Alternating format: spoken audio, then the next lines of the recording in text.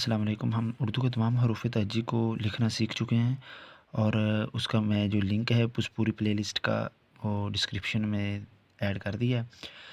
तो आज हम ना तमाम हरूफ़ तहज्जी को तरतीब वाइज़ दूसरे हरूफ़ के साथ लिखना शुरू करेंगे। मतलब कि आज सबसे पहले हम अलिफ़ के साथ तमाम हरूफ़ तहज्जी को लिखना शुरू करेंगे, फिर बे के साथ, फिर जीम के साथ। इस तरह तरतीब से हम इस सीरीज़ को मुकम्मल करेंगे। तो आइए सबसे पहले हम जो है बे को अलिफ़ के साथ कैसे लिखेंगे।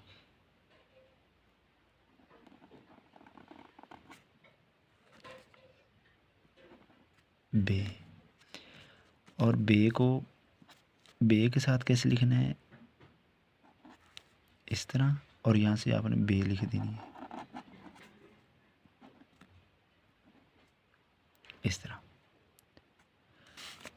दोबारा देखिए, ऐसे, और यहाँ से बे साथ लिख देनी है।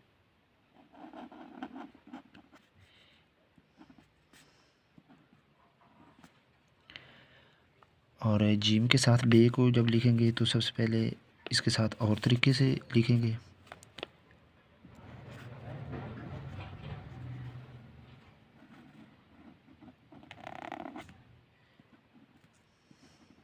इस तरह।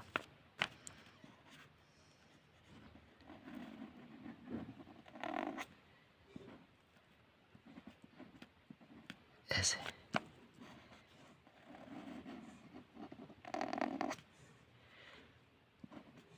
तो ये आपकी प्रैक्टिस पे डिपेंड करता है। आप ना इसको बहुत ज़्यादा आपको प्रैक्टिस करना पड़ेगी। और इसके बाद हम दाल के साथ लिखना शुरू करेंगे।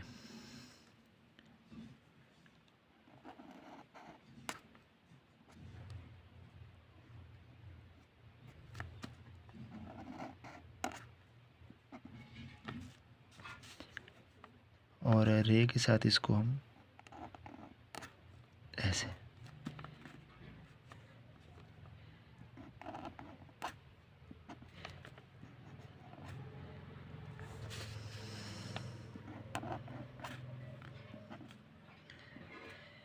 और सीन के साथ लिखने के लिए सबसे पहले ऐसे,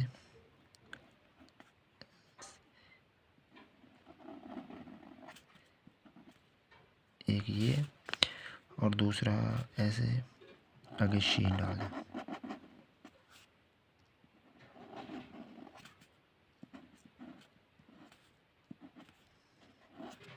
इस तरह।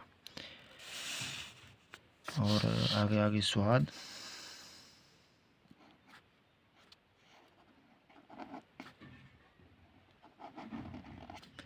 ये देखिए आपको नज़र आ रही है, ये बे मैंने स्पेस इसलिए छोड़ी है कि आपको ना समझने में आसानी हो।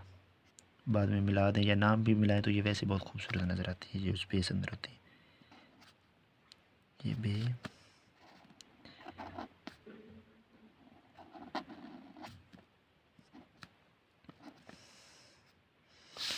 आगे तो आ गई।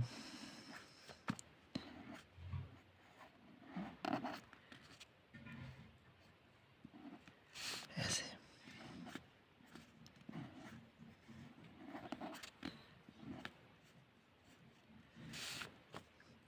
और आगे हम इसको आइन के साथ लिखेंगे ऐसे, लाइक दिस। दोबारा देखिए, ये देखिए आपको ये ना हे नज़र आ रही है, हे ऐसे, और इसके ऊपर से एक ऐसे गुजरेगी, तो इसको अंदर से जब फिल कर देंगे, पूरा कट लगाएंगे तो ये इस तरह नज़र आएगा। दोबारा, ये हमारे पास हे लिखी हुई है, तो ऐसे ऐसे।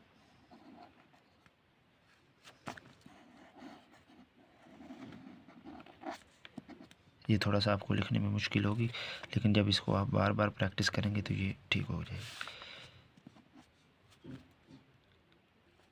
आगे फे के साथ इसको कैसे लिखेंगे,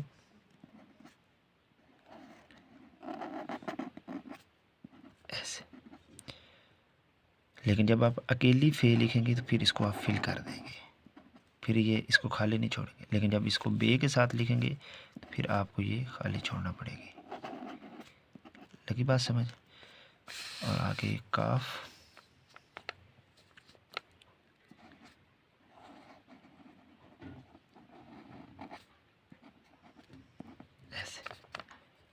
और जब काफ अकेला लिखेंगे तो वो भी फिर अंदर से फिल होगा।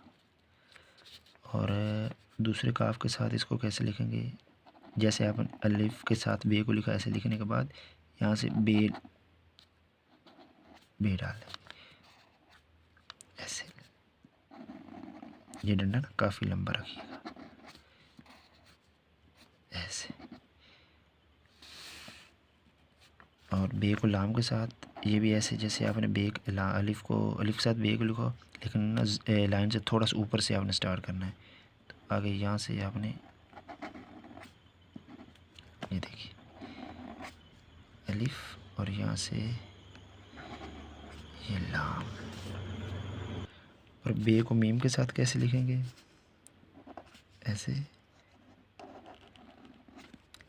इस तरह, या ऐसे भी मोस्टली लिखा होता है, लेकिन जो ये वाला है ये ज़्यादा खूबसूरत है। और अब नून के साथ, तो नून के साथ हम ऐसे, और ये बे, अब वाव आ गया, वाव के साथ, और अब बे छोटी बी, उसके लिए आपने ऐसे, एक और है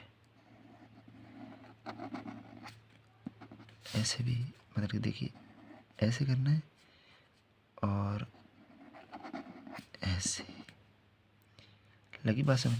और बे, ये बड़ी बे, वो आपने इस तरह बड़ी ये डाल के नीचे आपने नुक्ता लगा देना। तो ये था आज का लेक्चर। आपने ना सारे हरूफ तहजी जो हैं इनको इनके साथ जोड़ के लिखना है, इसकी आपने बार बार प्रैक्टिस करनी है। तो सबसे पहले हमने आज जो है ना बे को सारे हरूफ तहजी के साथ लिखना सीखा है। तो आपने इसको 3 बार कम से कम प्रैक्टिस लाजमी करनी है। और आपने ये नहीं करना कि सभी को एक दिन ही प्रैक्टिस करने लग जाना है। मैंने तो सिर्फ बे को दाल के साथ लिखा है, और डाल के जाल रे अड़े जे, आपने सभी के साथ प्रैक्टिस करनी है। तो इंशाल्लाह जब आप इसको 3-3 दफ़ा प्रैक्टिस करेंगे तो आप ख़ुद जो है ना, आपको वाज़ेह फ़र्क नज़र आएगा आपकी राइटिंग में। और इंग्लिश की राइटिंग के लिए आज हम कुछ नेम लिखेंगे।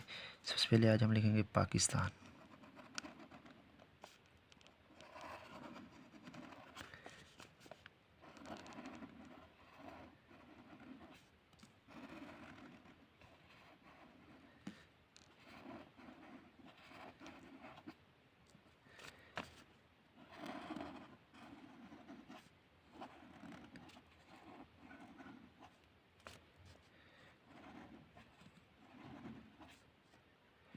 तो इन अल्फ़ाबेट्स को हम पहले एक दफ़ा प्रैक्टिस कर चुके हैं कि एक एक को, लेकिन अब हमारे पास ये तो सिंपल ही है कि हमने इनको लिखना होता है।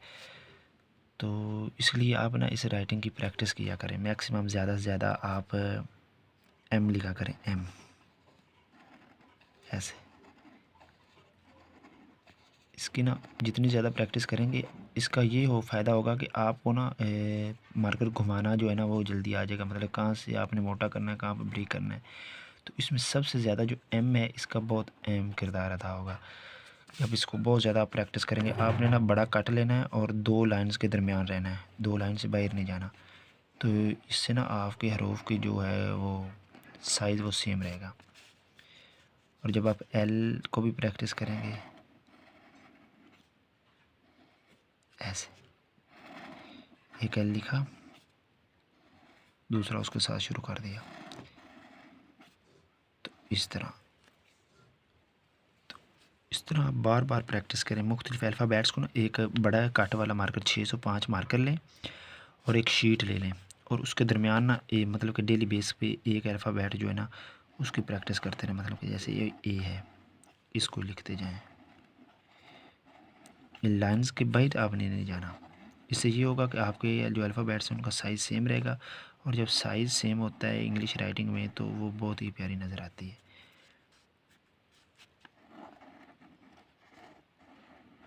ये आप देख रहे हैं कि कहाँ पे मोटा है और कहाँ पे ब्रेक है। और आपने हमेशा इसको नोक से शुरू करना है, लाइक इस तरह ये नोक से शुरू किया, यहाँ फुल मार्कर लगा, यहाँ फिर नोक, यहाँ फिर फुल मार्कर। तो इस तरह मतलब कि इस लाइन में ए लिखेंगे और नीचे जो लाइन शुरू करेंगे उसमें आप बी लिखेंगे सारे, इस तरह। तो इस तरह जो है ना आपकी राइटिंग बहुत ही अच्छी हो जाएगी इंशाअल्लाह। जज़ाकल्लाह।